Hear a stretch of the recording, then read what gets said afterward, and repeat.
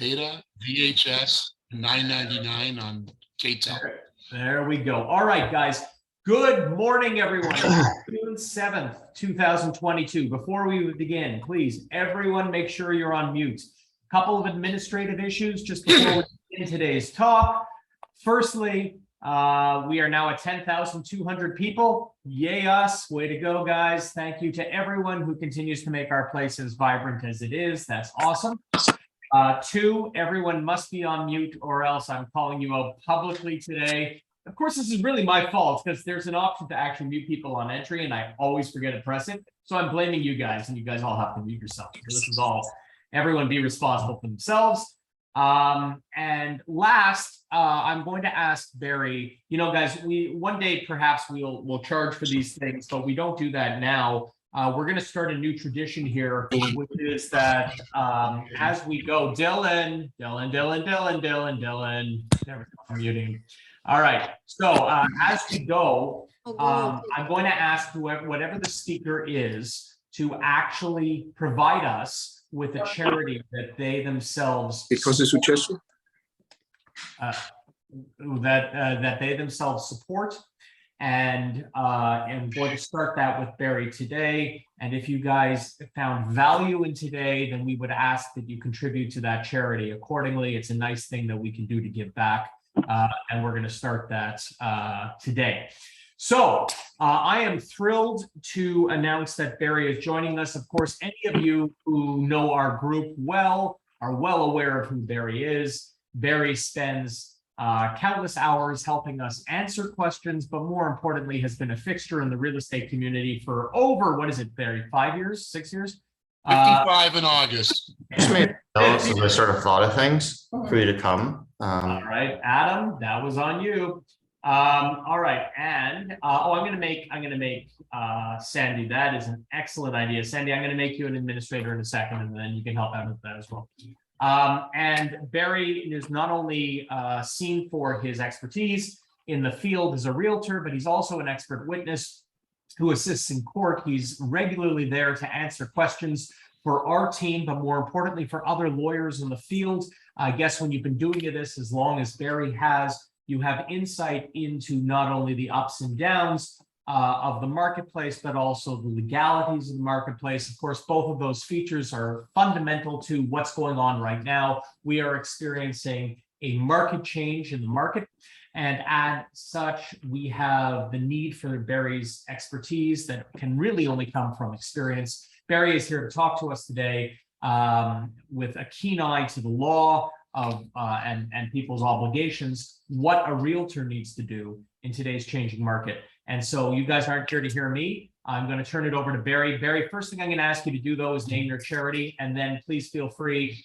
The hour is yours. Sandy, I'm going to make you a moderator as well, so you can help me with the mute, okay? The charity, I didn't know you were going to do this. So the charity that I support, I have the Lebow Family Foundation at Baycrest Hospital for Alzheimer's Research. I want to say something. I have never had anyone in my family suffer from dementia. But I something hit me real hard when I was in my 30s, going to someone's home and seeing their mother. It was a whole story. I don't get into it now. And it's made such an impact on me. And over the years, working with seniors, unfortunately, dementia is so much part of my business plan that I keep seeing it over and over. So I support Alzheimer's. I support Baycrest, who is one of the leaders in the world in brain research and in aging and in dementia. And it's right here in Toronto. How much better can it get? So that's my charity. And if anybody wants to make a donation, it's the Lebow Foundation, Family Foundation at Baycrest. So thank you very much for inviting me. Some of you have heard me. Twice now I've done a repertoire called Barry Lebow, My Fucked Up Life. And somebody is still unmuted. Hold on, I'm gonna mute somebody right now. Oh, that was easy. And when I talk about, not only have I been an active realtor, I've had to deviate from being a realtor in my career because of market changes. And I've also been a big investor. And I've lived through 3 major real estate crashes. And I'm going to tell you something about what's happening right now. This is not one of them. This is not a real estate crash. There are people on this call who have extensive experience. They were there in the 80s. Some of you not the 80s, but you were there in the 90s. It's a hiccup right now. That's all it is. It's a slowing down. It's so many factors at play, and it depends on which pundit you're listening to. Is it the sky fall? Well, today the sky is falling. It's horrible in Toronto. It's raining so hard. But is the sky falling? But are there opportunities? I have been wiped out. I mean, millions of dollars busted broke because I was such a heavy investor in real estate. Besides selling it, I was buying it. And at one point in my life, and I've told this story many times, at the age of 26, I never had to work another day in my life on paper because of how many properties I had. And at 27, I owed in excess of $1 million overnight because the government brought in a land speculation tax that killed the real estate market. And I can only tell you about my own experiences selling real estate in a down market. So I've made I'm not going to do a whole PowerPoint presentation. I've done a very simple little thing here. Give me a second and let me just open this up. And that's the wrong one. I apologize. I just got the wrong one here. Let me open it again. I remember where I put it now. Give me a second.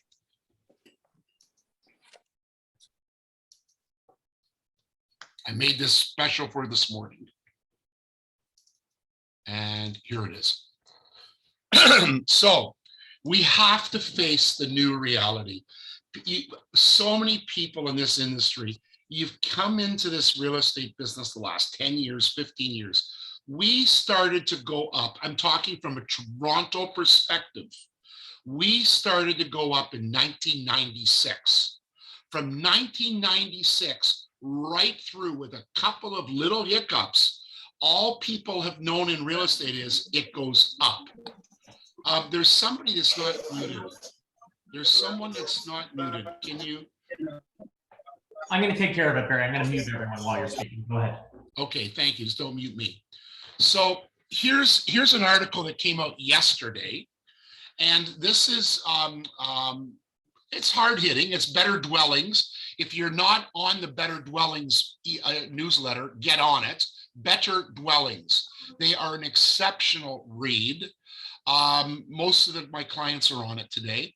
Canadian real estate, worst case is a 30% price drop.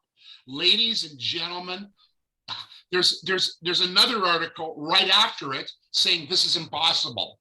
So you have one thing I have learned. Forget what the experts are saying, because only in hindsight, years later, will we find out if somebody was right. Sometimes they're right. Most of the time they are wrong. So could this happen? Of course it could happen. But could it also not happen? Absolutely. So why am I contradicting myself here? Because I've learned something in 55 years in real estate, 54 years. One of the things I've learned is we are there to sell real estate. We are not part of the, the process.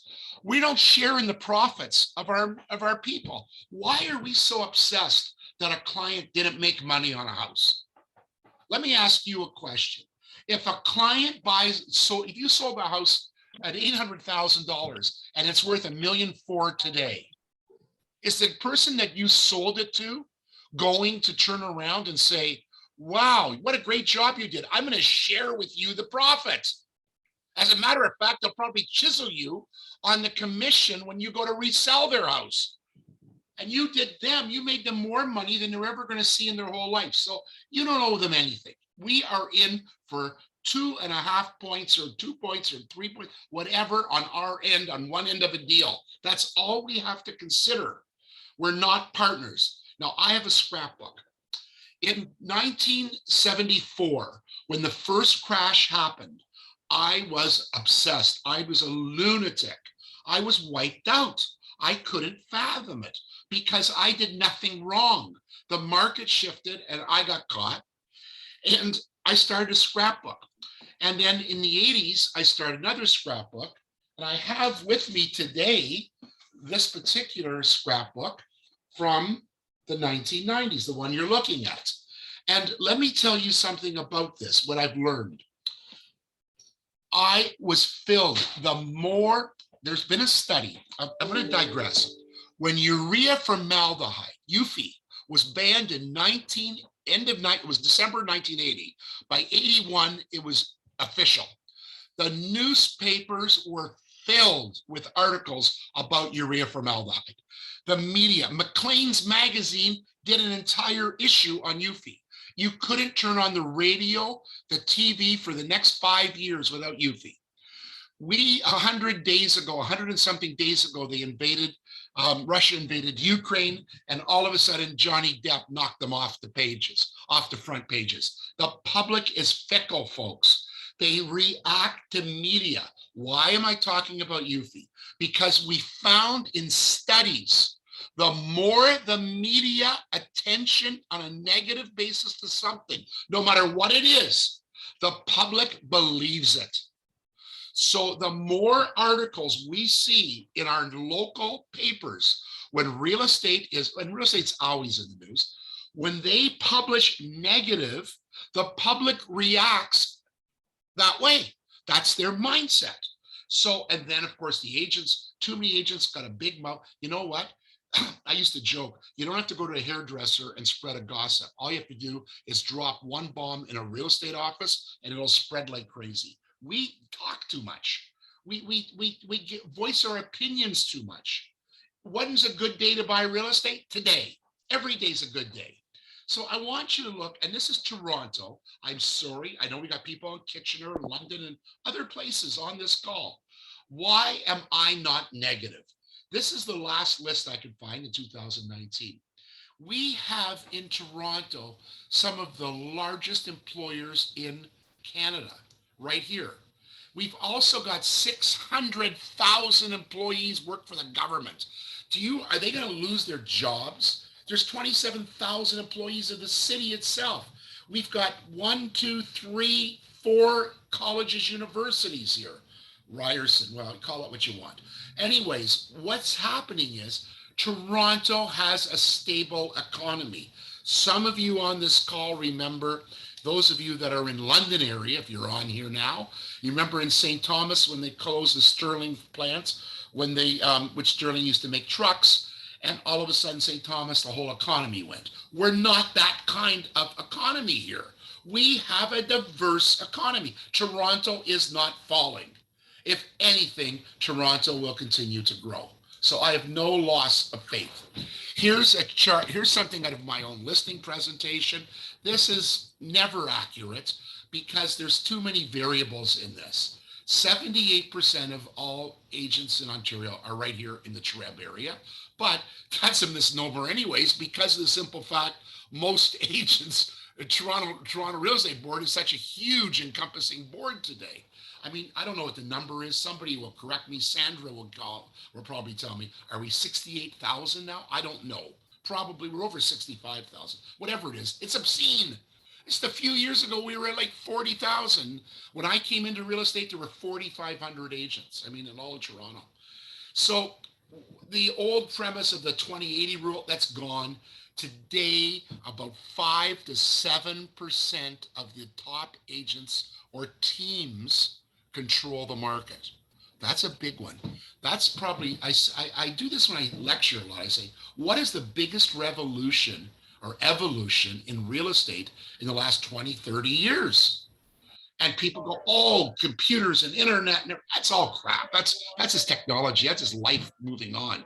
The largest change in real estate is the concept of teams. Teams are dominating. And that's just the way it is, because I speak for myself. Treb, okay, Sandy, 68,000. I was right. So teams today, I don't speak Cantonese, I don't speak Urdu, I don't speak all these other languages, but with a team, I can offer all that. I don't have a team anymore. COVID took care of that. I want you to look at something.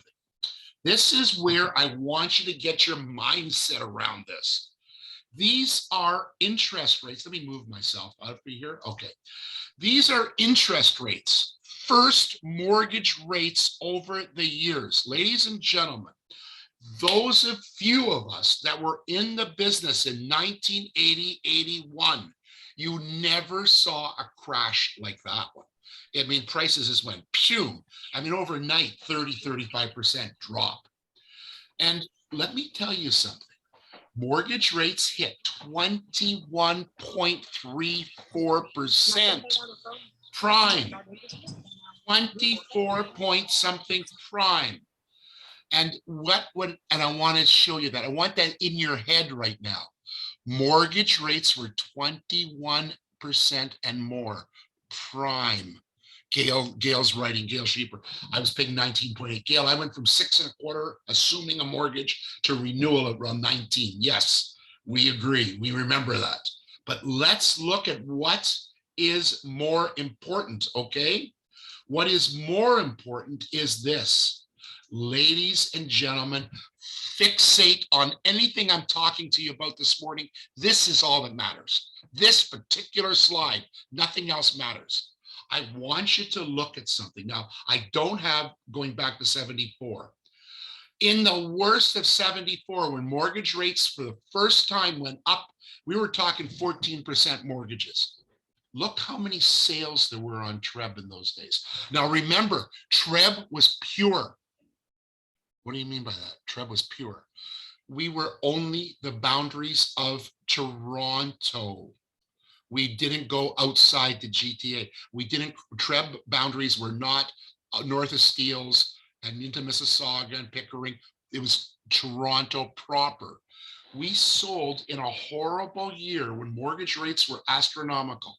Now I want you to look at this really carefully. Come down, go to the red arrow. What do you notice? In a good year, before the mortgage rates went up in 1980, we sold 26,000 homes. Mortgage rates went up to 21,000, 21% plus. And what happened to the market? We sold the next year more homes. Now, wait a minute. Where's this coming from? Why would interest rates go up so high and yet houses were selling, more houses were selling? Ladies and gentlemen, there's a lot of data here, but takeaways. I'm not a data nut. I want you to understand, in the absolute worst time, someone bought a house. Now, not only did someone buy a house, someone sold them a house. Some agent, in those days we were getting 6% commission.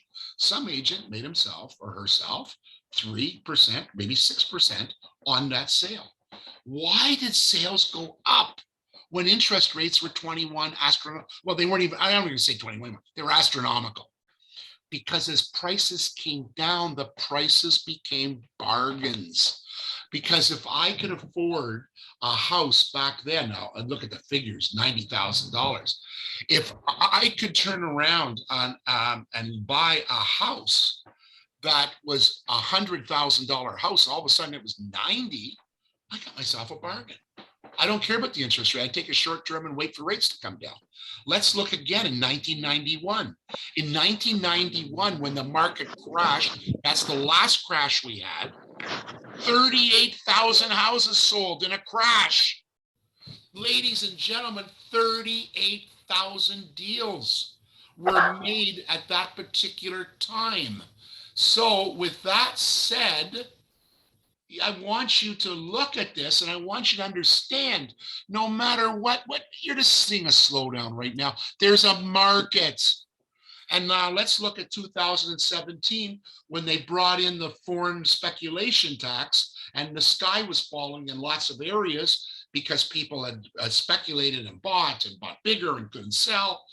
We sold 92,000 homes, 92,000 deals in what was a crappy market. I think, forget it was June or whatever. Where is all this going?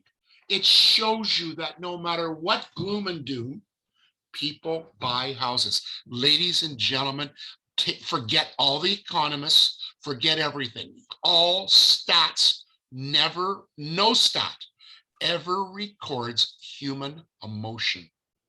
The desire to own a house, especially by foreign, new Canadians that have come here and didn't have the freedom or the ability to buy a house in their home country. The desire is greater than any economist can ever sit and work at the stats. And that's what we have to look at. They don't look at human nature. People want to buy a house at no matter what, and people have to buy a house. There are people, I'm sitting right now with, I've got a client, they've got another kid, their house is too small.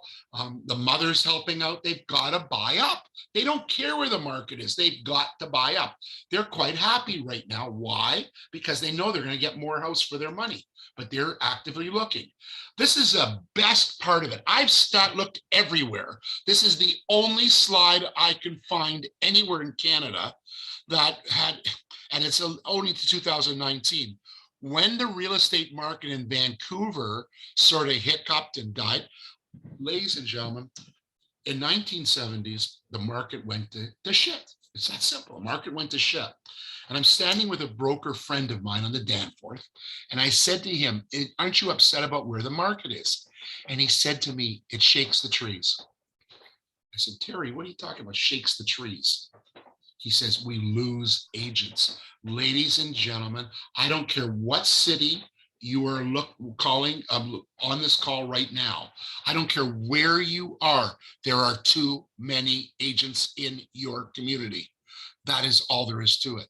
And every time an agent gets their aunt's house or their sister-in-law's house or that one friend, and they do one deal a year, compound that by the number of agents, we lost more of the pool of our active business. We all have.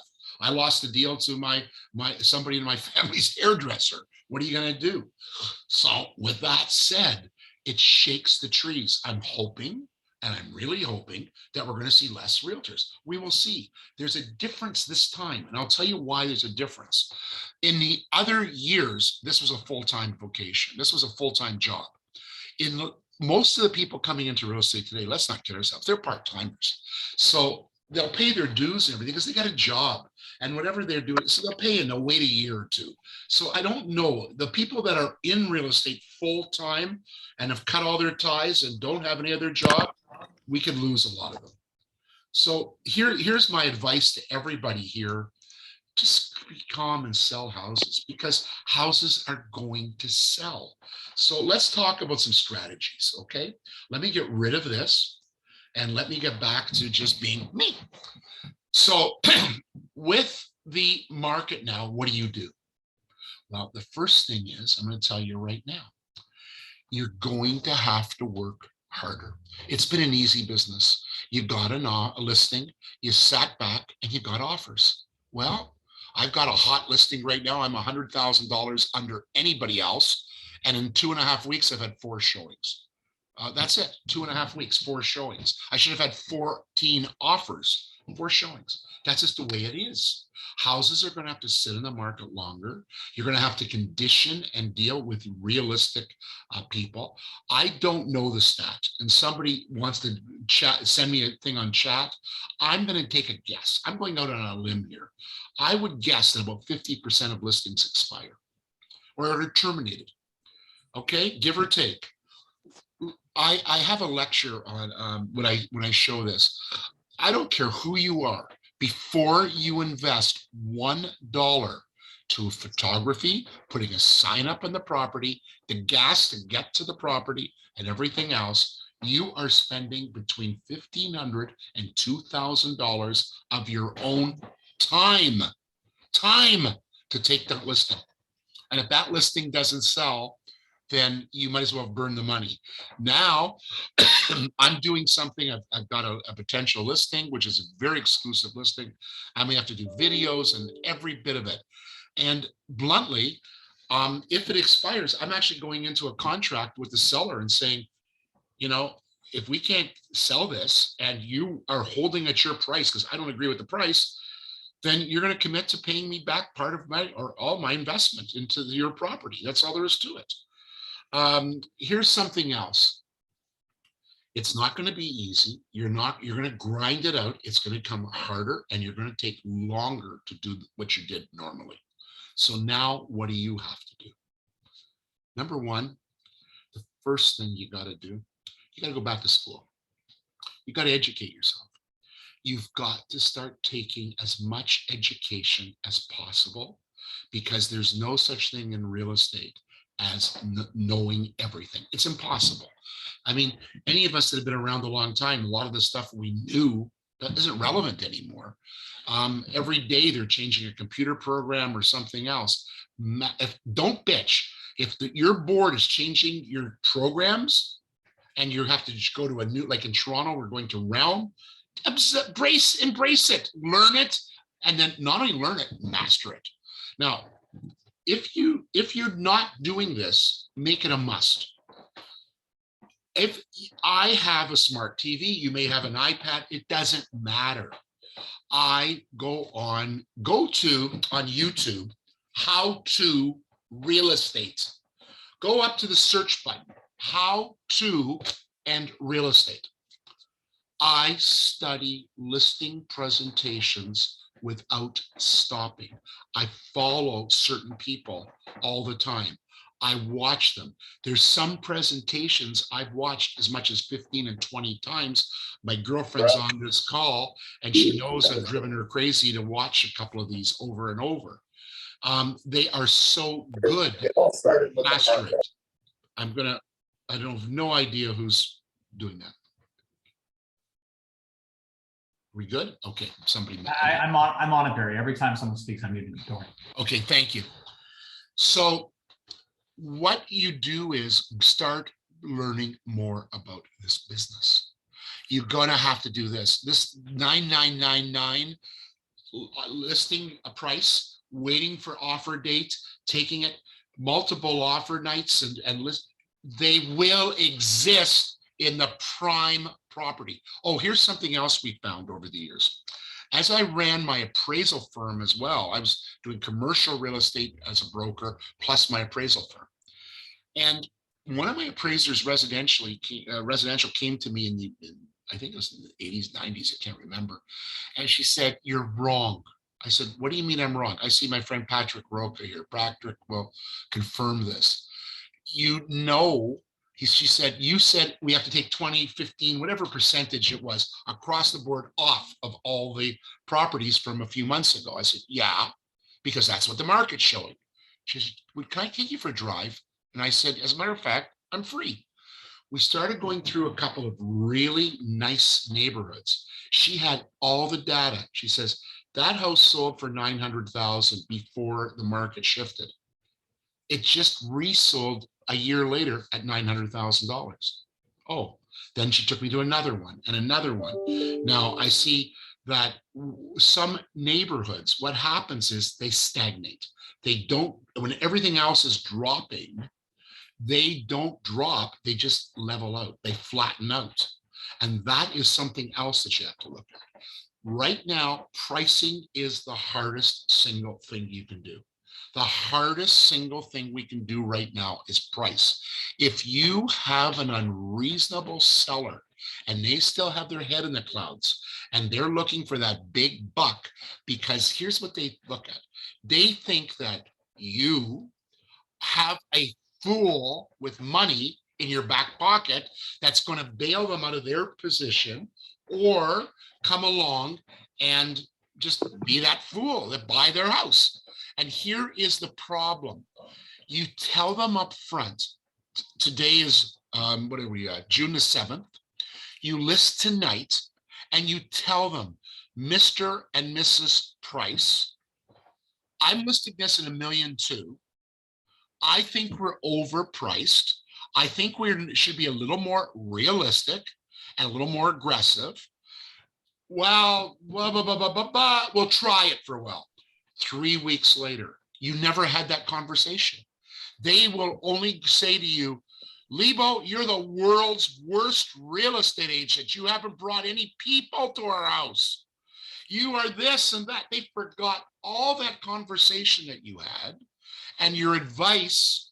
And my advice to you is you have to have a walk away tolerance where you say, I'm sorry, let somebody else have it. Here's something that you have to understand too. And a lot of us are veterans here. We've seen this. First person doesn't know what they're doing. I love this. They get an agent that's going to charge them 1 point, do no promotion, and then turn around and overlist the house. To them, that's a great agent. Yeah, great agent. Then they get a reality check because the listing expires. So the next agent comes along and they're nasty to them, but the next agent squeezes a little bit, pushes a little bit, the price is a little better, they're paying a little better commission and everything else. And that expires. And you know what? God help you when you're the third agent on that one. That's what it sells. It's usually by then you've worn them down. So here's where we're going to also be right now. People are panicking. We see a lot. I'm looking at the burbs right now. I'm looking at the big monster homes in the burbs, the houses that nobody should live in. I mean, why should two people be in a $5,000 square foot house? I don't get it, but that's their, that's their ego. That's what they want. Fine.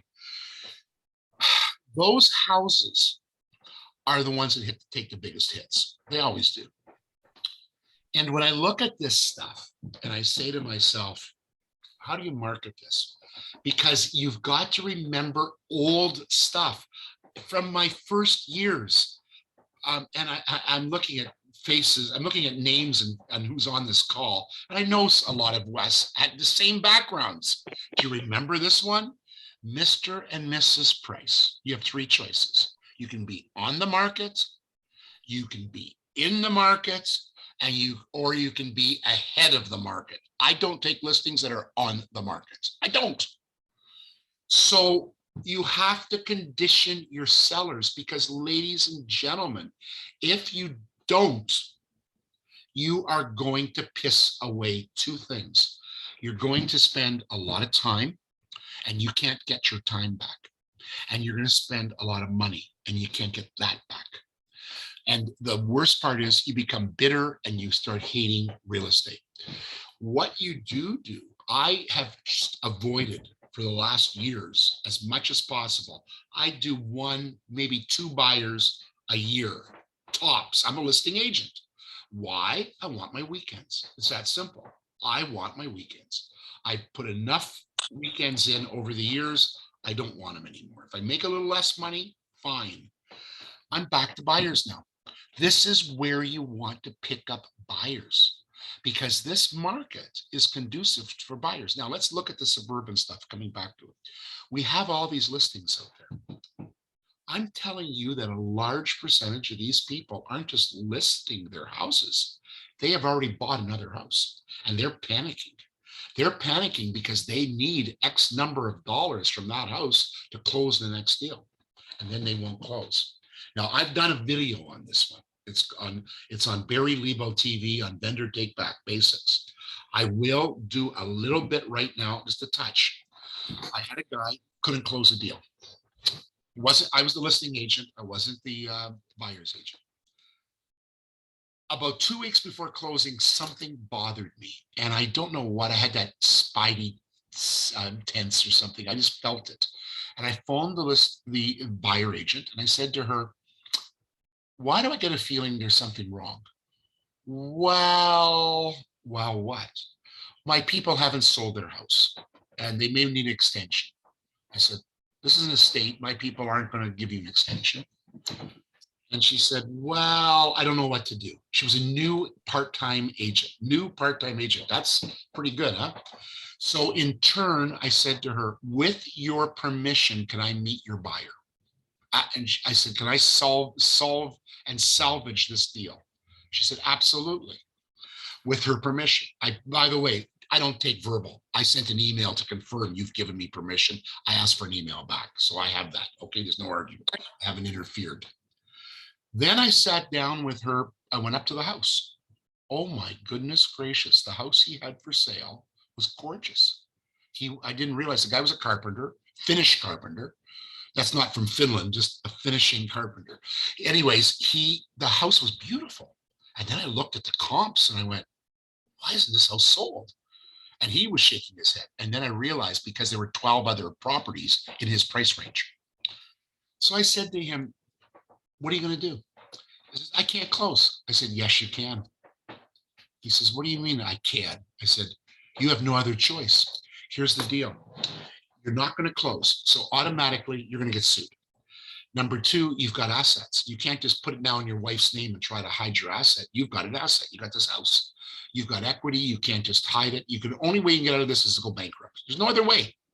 You're going to lose. And I'm going to tell you this, by the time the lawyers are finished, by the time drags on, we're 3 to 4 years down the road and you're lost over $100,000+ minimum. You're going to lose over 100. And I don't say another word. And the guy's just like this. He's white. And then I said to him, if I can get you out for under $10,000 for this whole mess, would you be interested in what I got to say? What? I said, if I can get you out for under $10,000, would you be able to, what would you just say? That's not possible. I go, absolutely, it's possible. I went back to my sellers. I said to him, by the way, do you have any more money? Just a little bit, 15,000, 20,000. Yeah. I said, good. Your deposit was I think it was $50,000. Could you bring it up to 65 or 70? Yeah. I said, that's called good faith. So I go back to my sellers who were really upset. And I said, here's the deal, guys. I gave them the same pitch. Do you want litigation? Do you want to be out 100,000, wait forever, this house, selling it, and go through the whole thing? I said, or can I get you out for no loss at all? What are you talking about? I says, here's the deal. The guy's got a decent down deposit. I'm getting more money. He's got a down payment. He'll put about 150 down. This is $1 million. What did I sell it for? $1.1 million. He's only putting 150 down. He's got a first. You're going to have to take back a second mortgage. We don't want a mortgage. I said, oh, really? What do you want? So I sat with him. Their lawyer, who is an old timer, knows all about it, gave him run a riot act, explained to them what it's going to cost them. We got them to take back a 6-month mortgage, interest only. Well, in 3 months, the guy sold the house, closed the deal. He was $8,000 out of pocket. Win, win, win. Now, I look at who's on this call. Some of you that have been on this call. Ladies and gentlemen, the vendor take back mortgage is not something that existed back in the day. It's not a tool from the 60s and 70s. When we came into real estate, we, the old timers, we had no training. There were no coaches. There were no courses. We only had our brokers. I'm going to talk about that in a minute too, about the brokers. There wasn't an agent, and we didn't rely on mortgage brokers. There were mortgage brokers, but we didn't do like today. We didn't default to them. Every agent had to understand mortgage financing.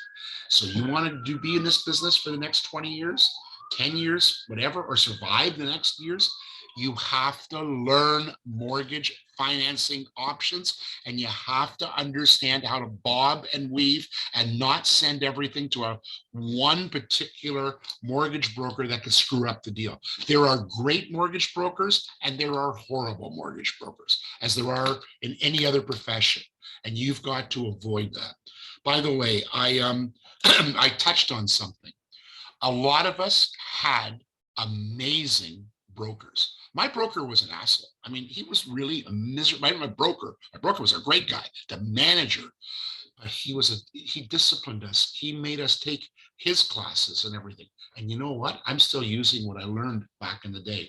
People, if you're not doing well, Brian Madigan and I compare notes, Sandra Jackson too, and we know something. Agents are calling us all the time. I don't think I can open up any morning and not get a message from somebody. Barry, I've got a problem, this and this. Brian gets it, Sandra gets it. What happens is that shows me there's a failing. These agents that are asked, now there's some complicated questions. I even get brokers calling, but that's fine. But there are so many mundane questions because these people joined a brokerage that had no training. They've got nothing except they pay a high commission. Ladies and gentlemen, I would rather get 50-50 and make a damn good living than get 100% of nothing. If you're not getting training and you don't have a brokerage that supports you and good management, you're in the wrong brokerage. And that's the other thing you got to do to survive in this market right now. You've got to be in the right brokerage. Is my brokerage the right one? It's right for me. There are some great brokerages out there and some small brokerages because you get hands-on training. They really have hands-on training. Here's something else I did. I'm desperate. I got to do anything to make a living, and I get an idea. We have all these houses that are vacant. They've got a lockbox on them. Ladies and gentlemen, that's 24 hours in a day you can show a house. So what do? I go out and I start putting notices up in police stations, bakeries, and other places where there were shifts. And I said, are you having trouble finding a house because of your hours? I will take you out from midnight to 6 in the morning. And I was showing cops houses in the middle of the night. Now, some of the houses don't have overhead lighting in every room, living rooms, and stuff. And I would walk in with a lantern. So about 3-4, just before COVID hit, I had a client that was on a shift. And I said to him, here's a great listing. We should see it. He says, Barry, I just can't get in there. I phoned Royal LePage Signature and I said to the young lady, I'd like to book an appointment. She says, what time? I says, 5, please. And she says, okay, 5 p.m. I says, no, 5 a.m. And I hear the lady go, I beg your pardon. I said, I want to show it at 5 a.m. It's vacant. Is there any problem? She goes, I've never had anybody ask that before. So there's something else you can do. It's a little something. I mean, it's a throwaway. Today, what you really have to do is realize something. In a few months, this will all pass. People will be back buying. They are buying right now. As we are on this call right now, houses are being sold. Your thing is you've got to figure out how to get your share of it. And your share of it is it's not going to be as easy as it was. It's just not going to be as easy as it was. So I don't know how we're doing for time. Mark, I'd like to open up and start talking to people. I'd like to talk to Patrick Roca, if you don't mind. Patrick, unmute yourself, please. Good morning. We know each other from a long time ago. We do. You had good training, my friend. Apparently. I'm waiting for a call from Air Canada. So if I have to let you go, I apologize. But it's all right. If you wait for a call for Air Canada, don't worry. Well, you can talk to us by Tuesday. Yeah, exactly. Wednesday. Mind you, Vivian called the other day for Air Canada. They were back to her in 40 minutes. That wasn't bad. I've been waiting for this call for 45 minutes. So they told me it would be between an hour and 30 minutes. So you've lived through a couple of crashes. You came from great brokerages. And let's go over a couple of things I said. You're a lease side guy, not just lease side, but that's your main turf. Do they fall as much the prices when things do crash as they do in other areas? No. And you were absolutely right when you said that earlier. It didn't fall, but I mean, it did come off, but it not like it did in outlying areas. Yeah. And the condo market is another market unto itself. Yeah, exactly. Oh, by the way, for people that are outside of Toronto, I was in Kitchener years back and a broker there said to me, we see what's going on in Toronto. Is it coming? Toronto is a pond. It's like no ripple. Throw a stone in and the ripples come out. It will eventually catch up to you. Now, Patrick, what about training? Let's go back to how you were trained on mortgages when you started. You knew mortgages. No, I've been at Bosley from day one. Yeah. And there was a reason I came here, and it was because it was a smaller brokerage. It felt more family orientated, and the training was a big thing. I mean, we have Bosley U, which is renowned in the industry. Yeah. We've got a great broker, and the training is bar none, the best, in my opinion. I'll say this, knowing the Bosleys, I mean, I knew Murray too, so I There you go go. back, and very few families have made such a major contribution to organized real estate in Canada as the Bosley family, Yeah, you're 100% right. including starting the Real Estate Institute of Canada. So Yeah. the FRI program, everything. So I'm very grateful to the Bosleys for a lot of stuff. So Thank you. thanks, buddy, and good luck. And wherever you're flying, enjoy yourself. Thank you, Who sir. else is on here that's been around a long time? Who else has been? Sheldon, you've been around. Barry, maybe I can ask, if you don't mind, maybe I can just, maybe we can turn it over. Yeah, I've been around. Okay, there's Sheldon. Sheldon, you've been up and down. You disagree or agree with what I've been saying? Totally agree. I agree. Thank you. But we also know that a lot of people went to the wrong they went to a brokerage for the wrong reasons. No, you're right. You have to find a brokerage that's right for you. 100%. I mean, I've been with the right brokerages, and then I've been with the wrong brokerages. You don't know you're at the wrong brokerage until you're already there. And then you're not making money. Right. I think Yvonne wants to jump in. Yvonne, go ahead. Yeah, I agree, Barry, what you're saying. These agents are in trouble if they don't know and stay ahead of the market. And they can't, put the sign up and pray and hope somebody sells it. And they're going to have to be creative and super analytical and continue further education. And as you say, not necessarily rely on one broker, but different sources of income. The thing that has saved us in the past is the VTBs, vendor takebacks, for sure. And it also gives you a great opportunity yourselves, if you have money in your RSPs or in your precepts or something, where you can do arm's length mortgages. There's a lot of money to be made in that. And I would highly recommend doing that yourself. And, if you're confident it's your deal, you're confident of the closing, you're confident of your homework, your facts, then why not lend your own money? You don't need a broker, and you can be that person as well. I'm glad you touched on that. I lent people money twice last year to close and everything. And I've been rewarded. And I think it's really smart. I had Christine Kemp about 2 years ago doing a whole thing on her mortgage portfolio and what she does as a broker and lending money. Sandra Jackson and I discussed it. There's a very lucrative business. By the way, I'm sorry, I'm amiss. I missed something. Ladies and gentlemen, there's something that exists in real estate that never existed with me in the last, anytime the market hiccuped over the years. Leasing.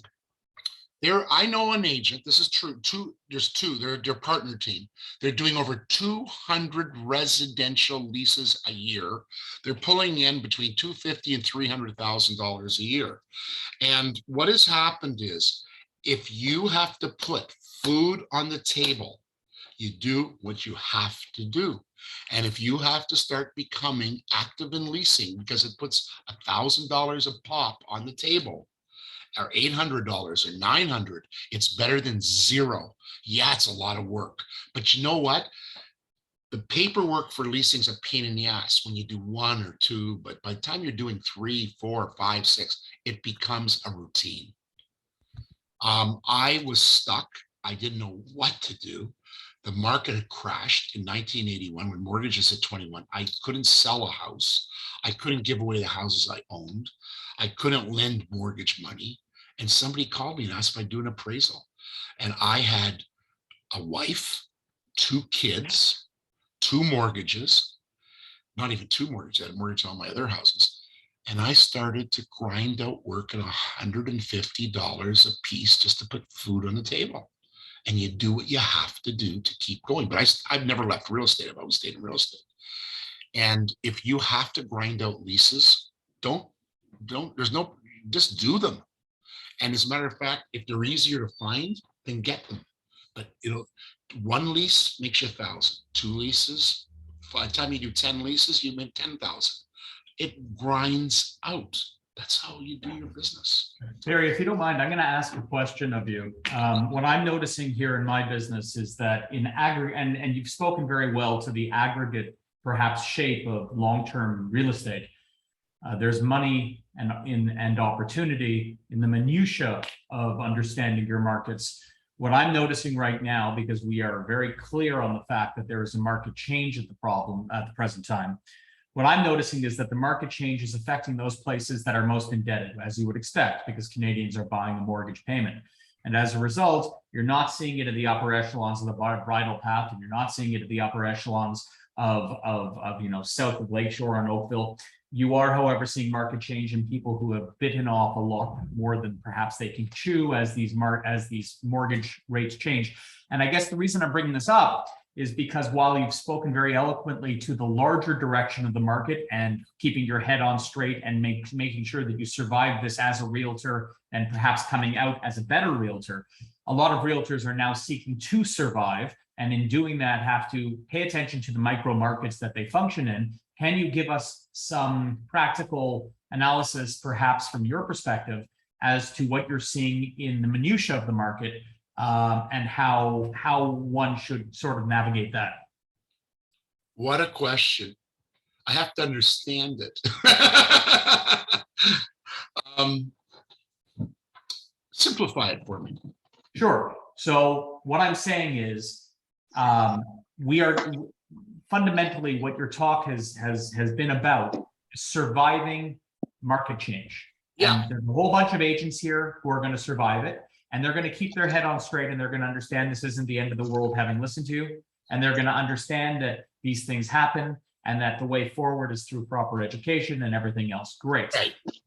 But cash is king. I know you've heard that expression. And these people also need to survive within their existing paradigms, even though there's a larger paradigm that's at work, which you've aptly touched on.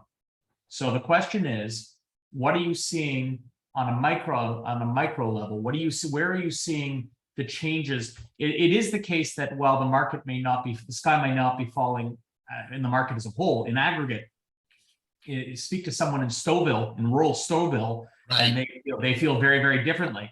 And what are your suggestions? And perhaps those people are experiencing something significantly more substantive than someone in Rosedale presently. What is your suggestion to agents who are struggling with microeconomies where they function, where it is perhaps more drastic than the aggregate of a whole, which you've described? You're going to hate my answer. No, Move. I have no vested interest in it. I know, but some people may hate this answer. You go where the work is. You sit down, you look, you analyze the market, and you start to look at the market. You say to yourself, what's moving? What price ranges are moving? We're in a glam business too. Too many agents, I see them, they're like, when did this become show business? Super videos, glam people getting out of Rolls Royces, and forget that shit. I sell grunt houses in Scarborough. You look at what's selling. Start analyzing the data. If cheap condos are selling, that's your market. So if I'm in Stouffville, I've never understood why it's not Stuffville, but Stouffville. If I'm in Stouffville and I look at my market and I'm saying, oh my God, everything I'm doing nothing's moving right now. That's not true. There is a level, a strata of a market that is moving. And that's where you have to move to. You're going to have to shift what you're doing.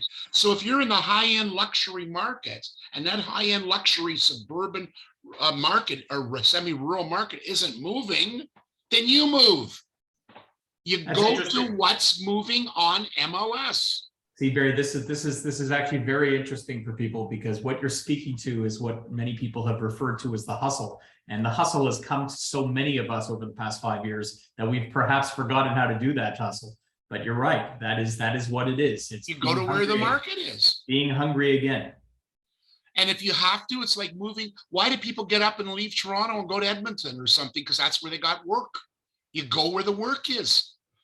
I mean, at one time I was joking. I mean, I was in Calgary and I wanted to say, there was something about, I was in Calgary speaking and there was like, I think half the place was from Newfoundland. I mean, it was just unbelievable.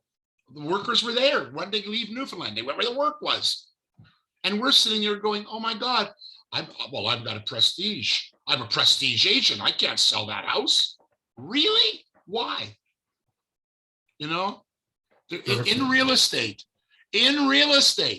there has never been an award like for the greatest achievement in sales and a red carpet comes out.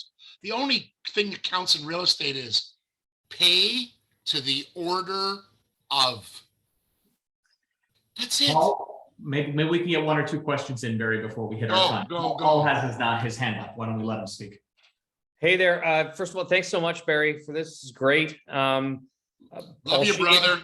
Hey, yeah, I'm with Keller Williams, which FYI I think is a great training place. Just joined there right off the hop. But anyways, I loved your phrase. You can be on the market, in the market, or ahead of the market. Obviously, on the market is just sitting there. How do you differentiate, in the market or ahead of the market? I mean, okay, so what area are you working, Paul? Well, now Mississauga. Okay, so Mississauga.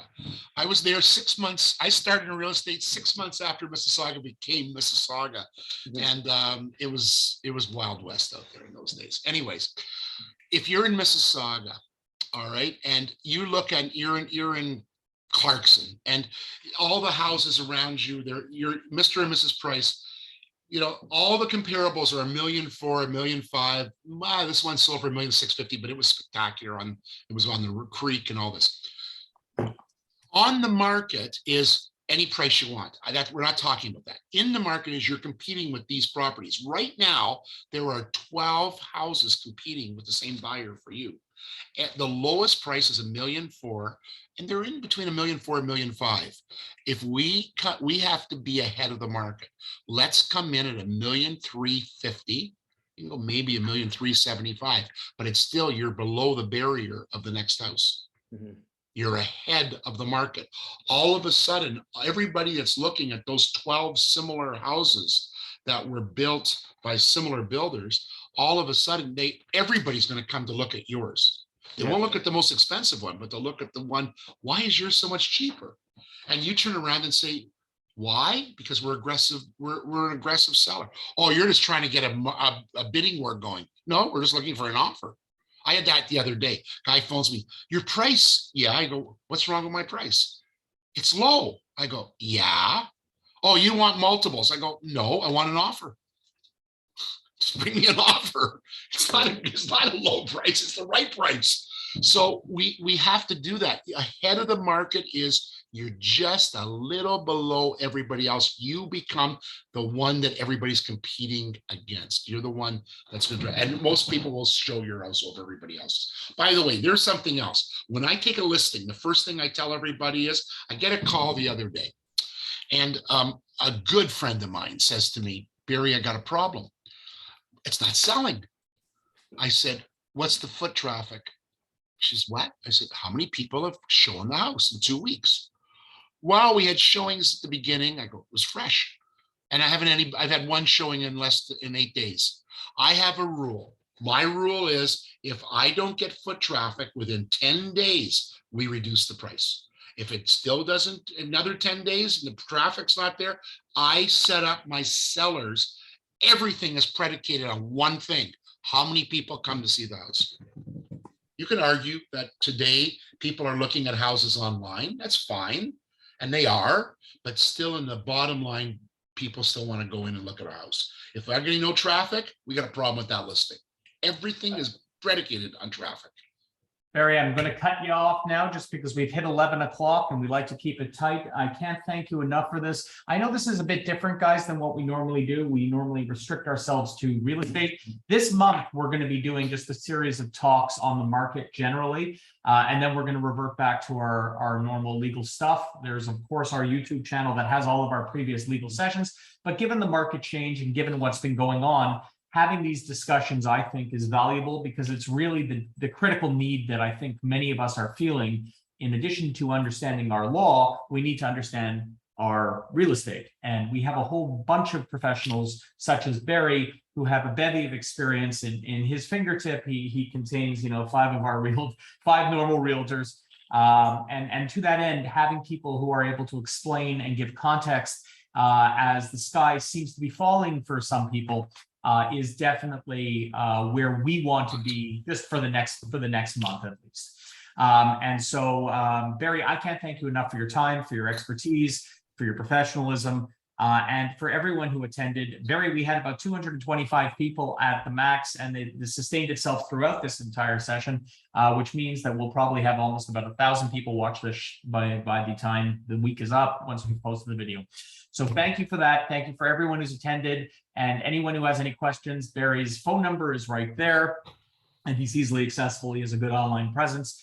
And thank you very much for everything. Thanks for asking me to come in, and I hope I guided some people. I really do. And ladies, you can stop doing this with your hair when you're on camera. You can stop doing it now. Okay, well, that was quite an ending. All right, take care, guys. Bye, people.